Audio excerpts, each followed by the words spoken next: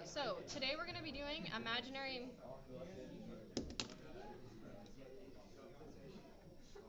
like I was trying to start earlier. If you guys would have asked for notes, I would have told you. So, first thing you need to understand is what an imaginary number is in terms of what it's equal to. So, first and foremost, I squared is equal to -1. That's the imaginary number squared, okay? Additionally, I is equal to the square root of -1. So anytime we have -1 square root, we can replace it with I. Then we have what's called a complex number. A complex number is the sum of a real number and an imaginary number, okay? And sometimes you're going to be asked to write numbers in this format, and we'll talk a little bit about that. So when does an imaginary number come up in a real application? It comes up if we graph something that doesn't have or will never have an x-intercept. So you see this graph over here of a quadratic. See how it doesn't have any x-intercepts? That means it never crosses the x-axis, therefore it has no real zeros. So if you were to try to find the zeros, the calculator would give you an error. As well as if you took the square root of a negative number, the calculator will also give you an error. So this is a bit of a workaround. So today you're going to learn about what we call the I chart, or you'll see some people call it the I chart. And it basically is different rules for what I is, okay? I to the 0 power is 1. Anything to the 0 power is 1. I to the first power is I squared is -1.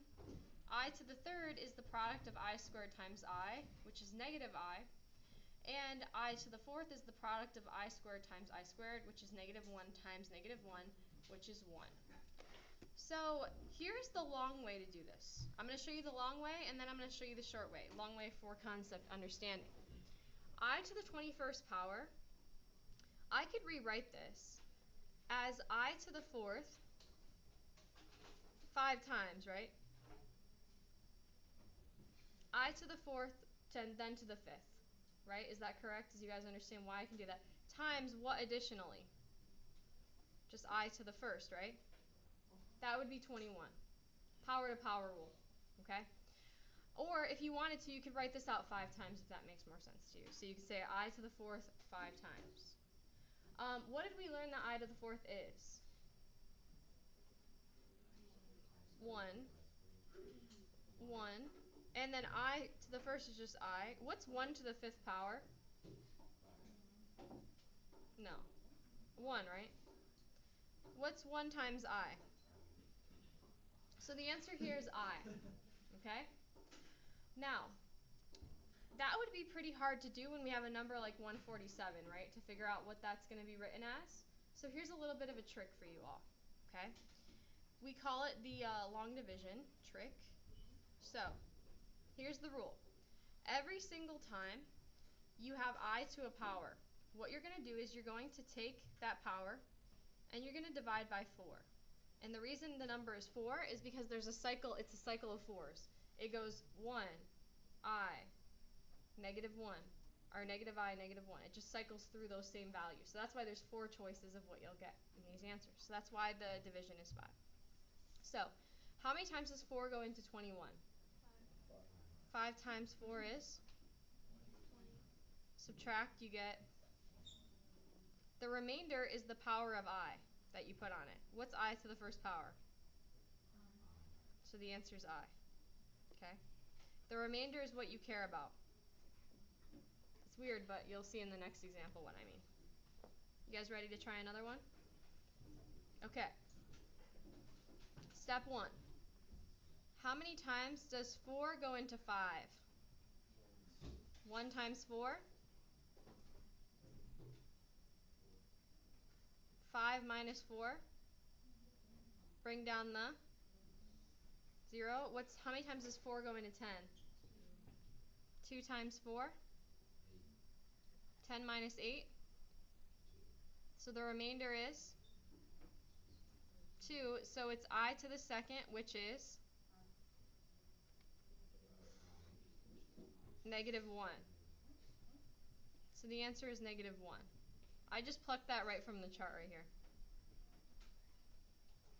You guys see it? Okay. Next one. 4 goes into 147. How many times does 4 go into 14? 3 times 4? 14 minus 12? Bring down the 7. How many times does 14 go into 27? Good. 6 times 4? 27 minus 24? So it's I to the third power, which is negative I. Okay? And then the last one. How many times does 4 go into 16? With a remainder of? 0. So I to the 0 power is? Answer is 1.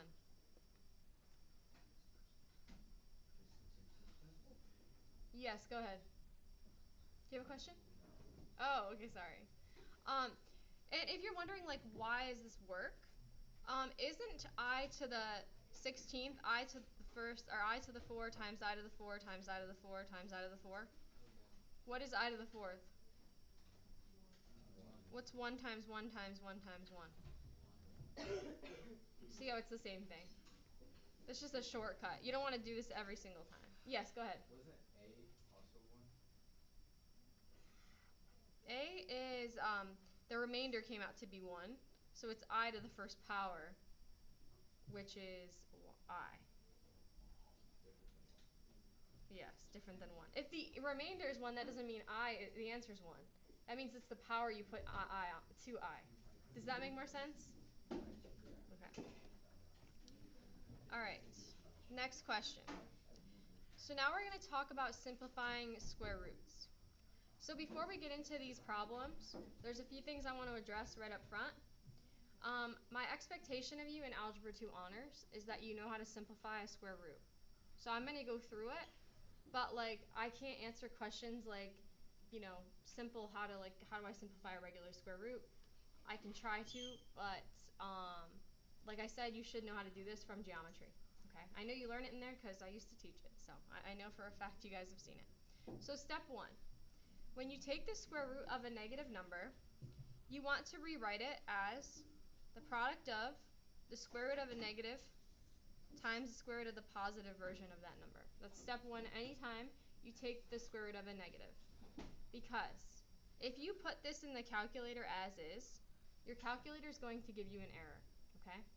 Now typically, I'm still not going to ask you to put this in the calculator because square root of 5 is not simplifiable, so you're only going to get an approximation, right? So, what did we learn about on the first slide about square root of negative 1? It's equal to what? I. Can we simplify the square root of 5? So the answer is just I radical 5. And that's your final answer. And that's an imaginary number. All right, moving on. How can I rewrite the square root of negative 16? Negative 1 and then times just root of negative. Yes, good. So you take the positive version times the negative 1. What is the square root of negative 1? And is 16 a perfect square? Yes. It is. So this is 4i is your answer. Make sense so far? Yes. Okay. Next, I'm going to rewrite it as square root of negative 1 times square root of 32. What is the square root of negative 1 again? Now, the square root of 32, you've really a few options on how to simplify this. However you simplify is fine with me, as long as you do it correctly. You can do prime factorization method, where you break down the whole entire number. Or you can do like magic number method or largest square root method. What's the largest perfect square that goes into 32? 25 doesn't go into 32. Evenly. Evenly. 16. 16, right? So can't I rewrite the square root of 32 as the product of 16 and 2 under square roots? What is the square root of 16? 4. So this is 4i radical 2. Okay? Because the square root of 32 is 4 radical 2. So negative is 4i radical 2. Okay. So now we're going to talk about adding and subtracting imaginary numbers. So Step one. Guys, we're still not done yet. We're not going to be done. You're basically going to be doing this the whole period. Okay. So, dealing with adding and subtracting complex numbers. Step one is you determine what's between those two imaginary number sets, the complex number sets. And if it's addition, you're just going to combine like terms. So what's 4 plus negative 4? Good. What's negative 3i plus 3i? 0i. Or it is technically 0, but keep in mind, the answer needs to be written in complex form, which means that you have to have the real part and the imaginary part. If either or both of those is 0, you're going to put 0 in for whatever that is. So say your answer is just 4i, you would put 0 plus 4i in complex form. If your answer was just 4, you would put 4 plus 0i. Okay? Next one. This is subtraction, so I have to distribute a negative 1. Most common mistake I've probably seen in teaching is people forgetting to do that. This becomes 5 minus 3i plus 2 minus 4i. And then I just combine like terms. What's 5 plus 2? What's negative 3i minus 4i? Negative 7i. And that is in complex form. And then lastly, this is addition, so we can just combine like terms. What's negative 2 plus 1? What's 5i minus 7i? Negative 2i. And that's it. Make sense? Yes. Okay, moving on. Now we're going to do multiplication.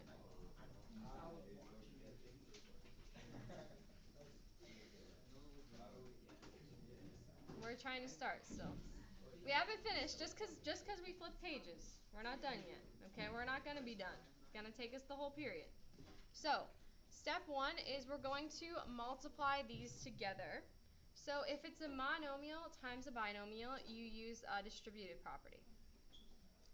3i times negative 15, negative 5 is negative 15i. 3i times 2i is positive 6i squared, right? Just like x. But here's the one difference. We learned earlier that I squared is equal to what? Negative 1, right? So you can actually substitute in a negative 1 for I squared. So this is going to become a negative 6. So I write the answer as negative 6 minus 15i. Now, if you're wondering, why did I rearrange those? Because I want it to be in the form a plus bi.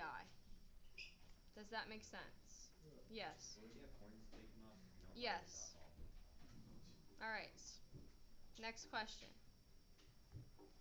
This question here, we're trying to multiply a binomial times a binomial, so you have to use FOIL. If you use box method or area model, you feel free to do that. I will not do that, but you can do it on your own if you'd like to. So, FOIL is first times first. That's negative 4. Then we do the outers. That's negative 8i. Then we do inners. Then we do last, which is negative 6i squared. You're going to notice that these two middle terms are going to be like terms, and they will combine, and they are going to become negative 11i. Now, as for the last term, we learned that we can replace any I squared with negative 1. So this is actually going to become negative 4. Very good. It's going to become a positive 6. And then I can combine like terms again. What's negative 4 plus 6? 2. So I get 2 minus 11i. Make sense? Yes. Okay. Now we're going to do C.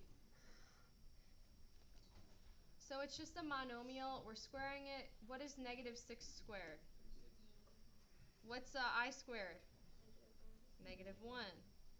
So the answer is negative 36. Pretty easy, right? Okay. Is it easy, or you guys just like, I don't know. Do you need more explanation on this one? No, I understand it. I'm just not. It's just weird, yeah. I got you. Alright, so for part D, an important message for you guys. Now, normally if you saw something like this in the real world, like on a normal problem, you could rewrite it like this. You don't have to write this, I'm just showing you an example. But there is a little bit of an exception with negative radicals that you have to be careful of.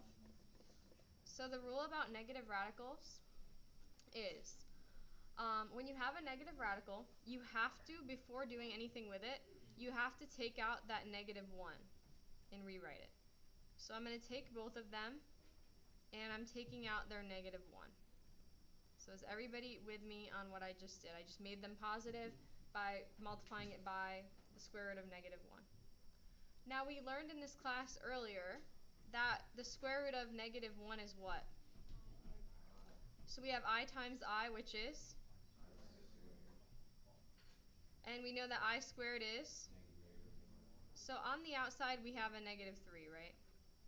But we still have to work with this 24 and this 20 root.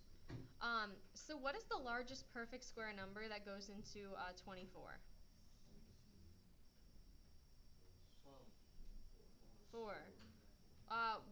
This could be rewritten as the square root of 4 times the square root of 6. And this over here, what's the largest square root that goes into 20? Also 4. Do you guys know what a square root is? Okay, just making sure. It's like 1, 4, 9, 16, 25, 36. Numbers that are like 2 times 2, 3 times 3. Okay. So what is the square root of 4? So this is 2 radical 6 times square root of 4 is 2 radical 5. So you see how we got everything. This right here came from this, okay? This came from this, and this came from this. So everybody good with how I got that part? Okay, so now we're just going to multiply the common terms that we can multiply. What's -3 times 2? What's -6 times 2? -12. And then we're going to multiply the radical parts together. What's, radical 30, right? So the answer is -12 radical 30. Did that make sense in parts? Okay.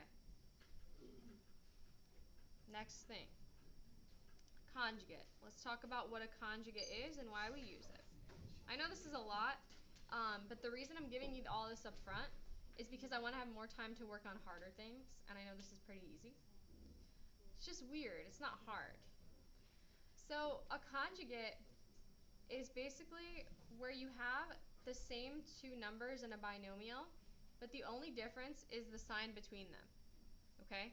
So the conjugate of 5 minus 4i is 5 plus 4i. The conjugate of 5 plus 4i is 5 minus 4i. What would be the conjugate of 1 minus 2i? 1 plus 2i. So, we multiply by conjugates for a certain purpose. Alright, and we'll talk about that purpose in the next slide, but for now, we're just going to practice multiplying a conjugate by itself, by its own conjugate. So, FOIL, we do first times first, outer times outer, inner times inner, and last times last. So is everybody good with how I did that? It's just FOIL. My expectation is you know how to multiply two binomials, right? What do you notice happens to those two middle terms? Very good. So this just becomes 25 minus 16 times -1, because -1 is equal to I squared, right? You guys with me so far? Okay. So this becomes 25 plus 16, which is? 41. So before coming into this class today, you would have never thought the answer to this is 41. But something else I want to mention. Every time you multiply something by its conjugate, these two middle terms will always cancel out. So if you are aware going into a problem that you're multiplying something by its conjugate, do you need to do all 4 steps of FOIL? You only need to do first and last. Okay? Yes? So why don't we do that in the lesson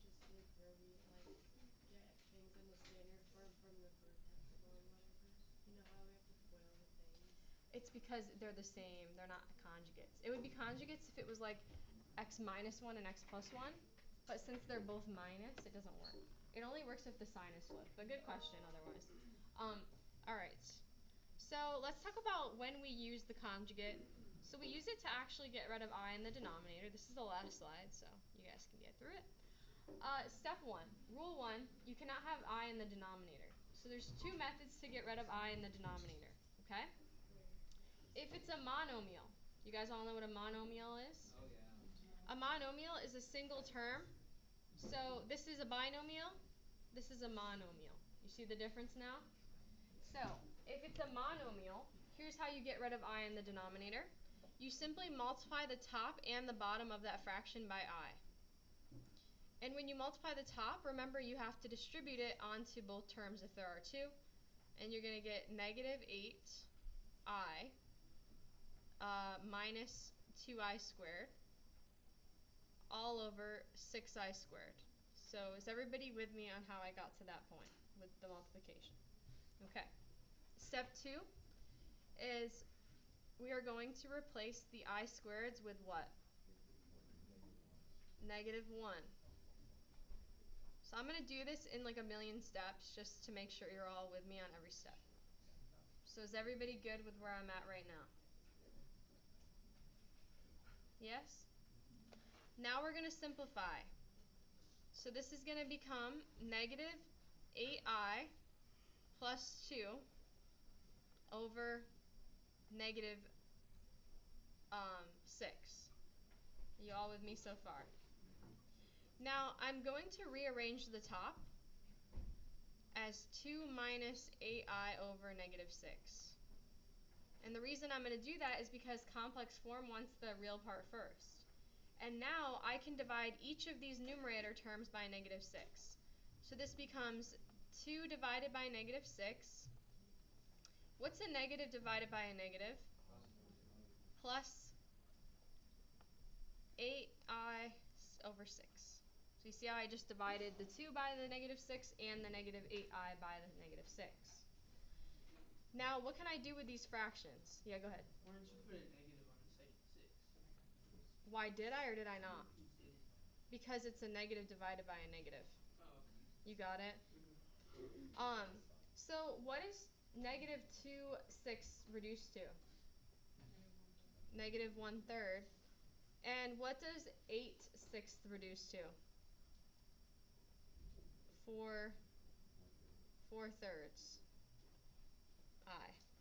And if you're wondering, you could put the I on top of the 4 or out to the side. It's the same thing. Does that make sense so far? Okay. Like I said, we do cover stuff quickly in here, so you gotta, be ready for it. Does that make sense though? Alright, we're gonna do 2 more examples. This example is going to deal with the conjugate. So, you see how this is not a monomial, it's actually a binomial? 2 terms? When it's a binomial, you're going to multiply the top and bottom by the conjugate of the denominator. And we just learned what a conjugate is, right? So the numerator we're going to distribute.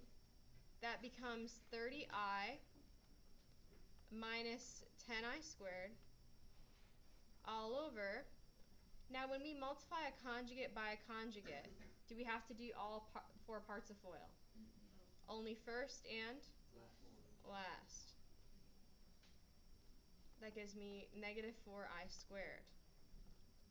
Step 2 is to simplify. This becomes 30I plus 10 over 36 plus 4. So everybody see how I turn them into a plus and why? I squared is a negative 1. I can rewrite this as 10 plus 30I over what? 40. Which I can rewrite as 10 over 40 plus 30I over 40. Which could reduce to what? 1/4 plus 3. Good.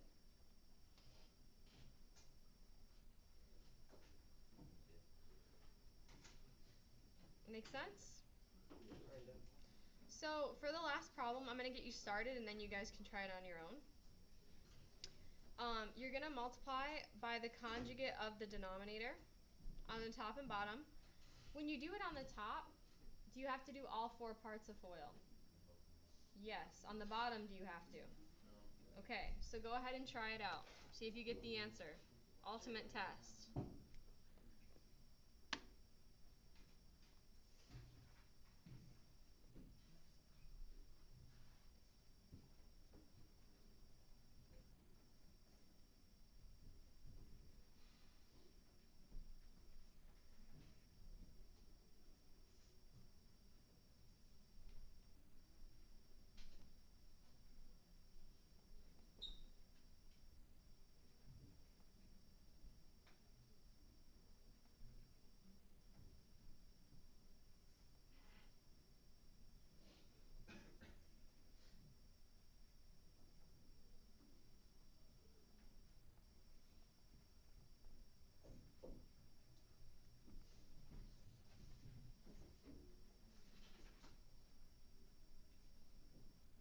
Alright, I'm gonna pass up the homework.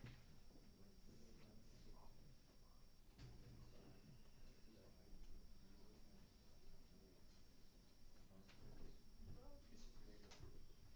If negative I is just negative I. Yeah, you can't do anything with that one. It's the same.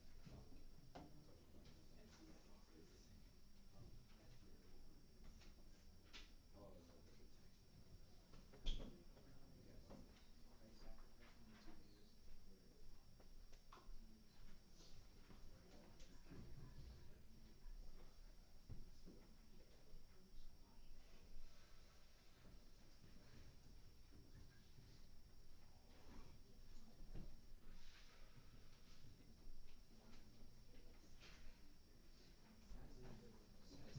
Wait, so only if it has a decimal place minus Exactly. so like Yeah, if it's just a plain like, what was it, 7i's, negative yeah, 3i's, then you do negative I plus you just do the regular I. But if it's like an equation, like you said, like a binomial, you'd use the conjugate method. Wait, so is minus 4 minus I, so that's 3. Right? Minus 4.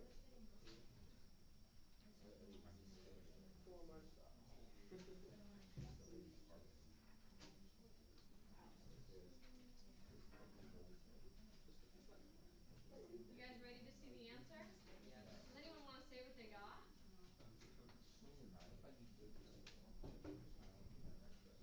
You ready? Any guess? Go ahead. Somebody said you don't think you're right. I'd still like to hear it.